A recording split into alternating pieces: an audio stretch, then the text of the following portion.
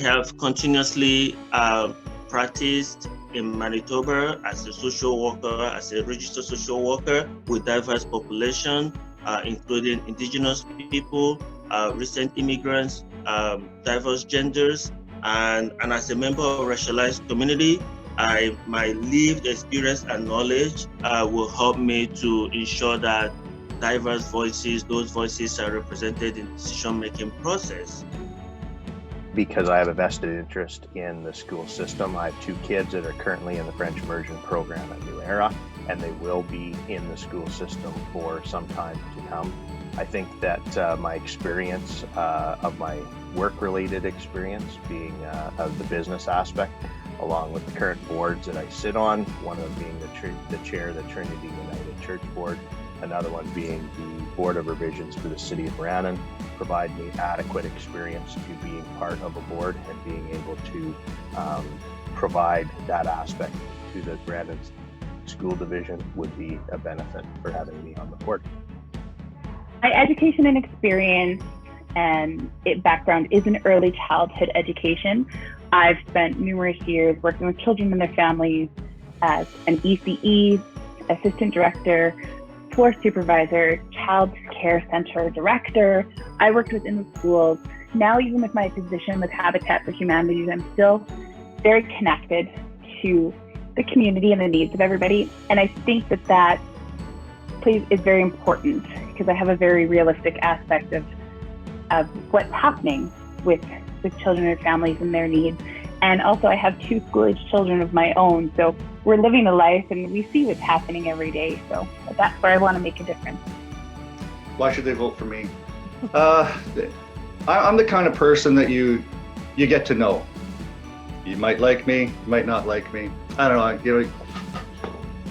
It all depends on your perception of me. But I bring along an experience that is part of the community.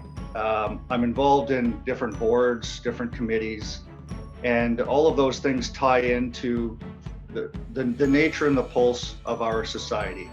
So the Brandon General Museum and Archives, you're well aware of who they are. I joined them just over a year ago, and just at the right time.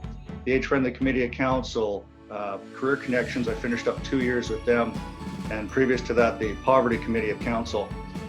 So the reason why to vote for me is, as a parent, I understand the everyday struggles. As a small business owner, I understand that as soon as I'm done with this interview, I got to hit the road like right away and finish up some jobs before it starts freezing, before we move on to the next stage of our business world and weather, and give it 15 minutes.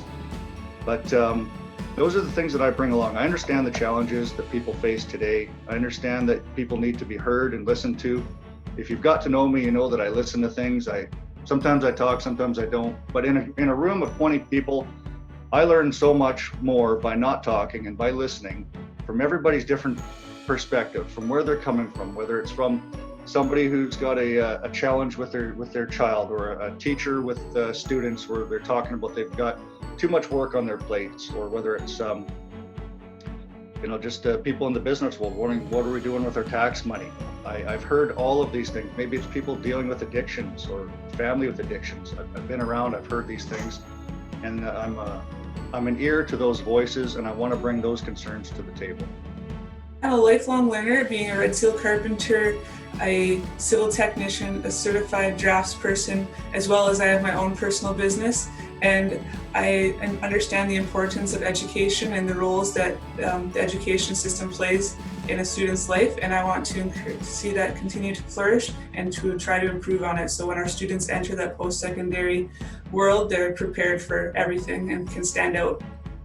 People should vote for me because, much like I've said, I've really titled myself around being an advocate for change, and being out there and doing that vocally is a very important part of who I am in my community of Brandon. I've always been at that table, at larger tables, and making sure that we're pushing against the grain, because in some cases we really need to, especially in areas where we're seeing cuts, or we're seeing that ever negotiating plateau of where our mill rate's going to land in every year.